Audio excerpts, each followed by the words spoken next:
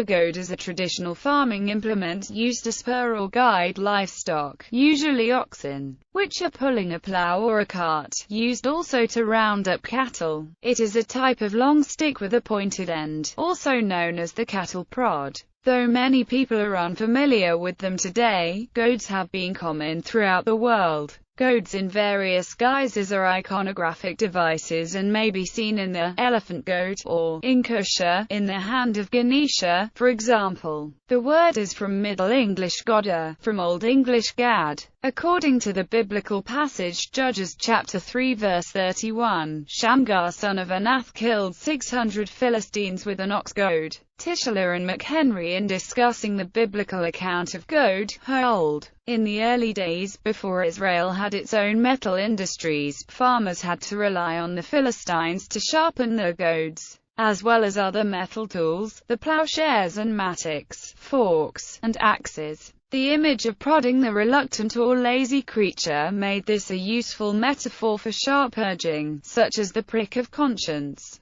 the nagging of a mate, or the words of the wise, which are firmly embedded nails in human minds. St. Paul, recounting the story of his conversion before King Agrippa, told of a voice he heard saying, "Saul, Saul, why are you persecuting me? It is hard for you to kick against the goads." Some versions of the actual account of his conversion earlier in the Acts of the Apostles also use the same phrase. In the Latin alphabet, the letter L is derived from the Semitic krikor goad, which stood for L. This may originally have been based on an Egyptian hieroglyph that was adapted by Semites for alphabetic purposes. Pollock, in discussing 𝘠𝘠med path 22, the path from 𝘬𝑠 to Tiferet, justice, in the path-working of the esoteric Kabbalah, states, "We switch sides now and bring the power of 𝘬𝑠 to the center." 𝘠𝘠med means goad, and in particular an ox goad, as if we use the power of 𝘬𝑠 to goad that aleph ox, the silent letter, into a more tangible physical existence in the heart of the tree of life. 𝘠𝘠med begins the Hebrew words for both learn and teach, and so encompasses the most Kabbalist of activities, study. Kabbalah has never been a path of pure sensation, but always has used study to goad us into higher consciousness.